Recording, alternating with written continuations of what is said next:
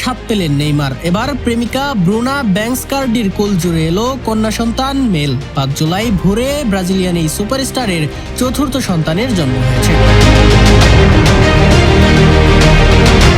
জানিয়ে উচ্ছ্বসিত নেইমার ও ব্যাংস্কার্ডি দুজনেই। 33 বছর বয়সী নেইমারের এটি চতুর্থ সন্তান।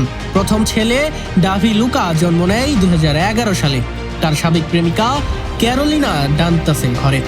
এরপর বর্তমান সঙ্গী ব্যাংস্কার্ডির সঙ্গে জন্ম নেয় মাভি নামের একটি কন্যা সন্তান। তার তৃতীয় সন্তানের জন্ম হয় নেইমারের আরেক সাবেক সঙ্গী আমান্ডা কিম্বারলির ঘরে। ব্রাজিলে ফিরে সান্তোস ক্লাবে ফেরার পর পরিবারকেই এখন অগ্রাধিকার দিচ্ছে নেইমার।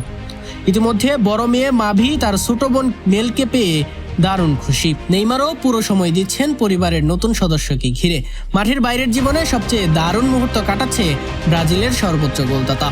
মেয়ে মেলের আগমনে যেন তার জীবন আরো রঙিন হয়ে উঠছে। মোহাম্মদ ইমন হোসেন, নিউজ 21 স্পোর্টস ডেস্ক।